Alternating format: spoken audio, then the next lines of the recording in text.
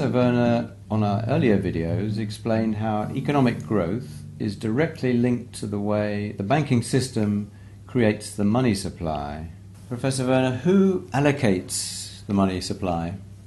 Well, as it turns out, in our economic system, the decision is made not by the government, not by the central bank, but by bank staff, employees of the banks, because the banking system creates 97% of the money supply through creating credit, and that's done by the loan officers who give loans, they extend loans. They make this decision. But of course they make this decision based on what suits them and their bank. And they don't think about what's good for the economy, or they don't even think about, well, should we extend the quantity of credit now, or should we reduce it? So each bank, of course, looks after its own interests. And the idea is that everyone looking after their own interests will add up to the greater good. Okay. Well, unfortunately, this is not happening. So what could the government do to ensure sustainable growth happens within the existing banking system?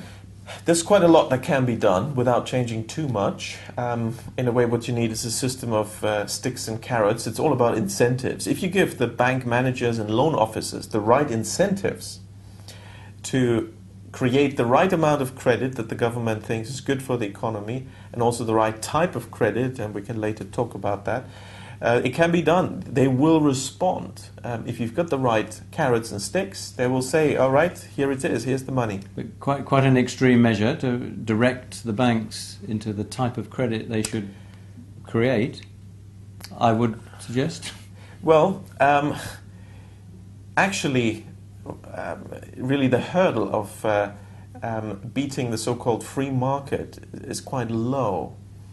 Because we've seen with this banking crisis these sort of excesses and huge costs that a system without intervention and without direction has. Right. Yeah. Now, what I'm talking about is not a sort of Soviet-type planned economy with micromanagement. We're talking about intervention in the form of giving the banks and the bank staff the right incentives so that when they pursue their own interest, they will end up doing what is good for the country, what is good for the economy. So it's the right design of the incentive structure that matters.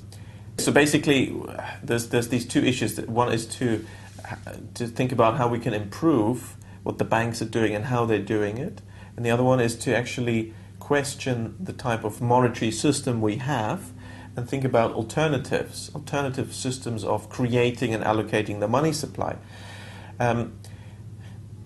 These issues are usually, not discussed. So I recently conducted a poll of almost 1,000 people, just randomly selected, questionnaire. And one of the questions I asked was, well, who do you think creates the majority of the money supply and allocates the money? And predictably, something like 85% of respondents said, oh, it's the government, isn't it? It's the central bank, isn't it?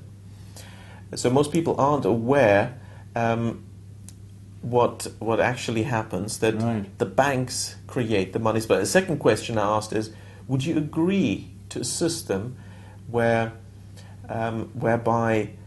the majority of the money supply is created and allocated by profit-oriented private enterprises?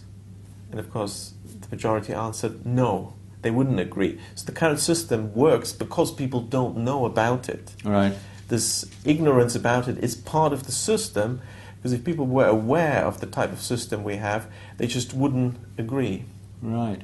How would it work practically? How would the government incentivize the banks? What do you foresee could happen to get the credit allocated productively? Yes.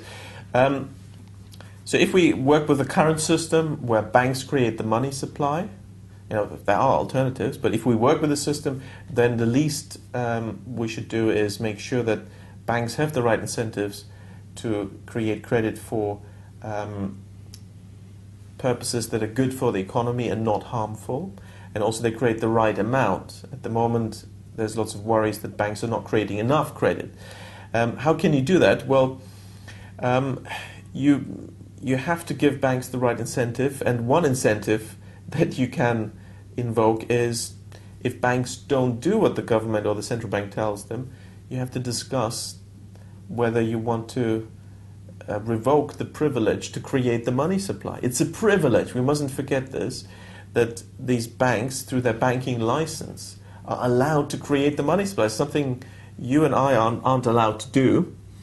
And of course, for this privilege, normally, when you're granted a privilege, like a monopoly privilege, you are given certain things to do, and the banks have not been told to do anything, and that's really the problem.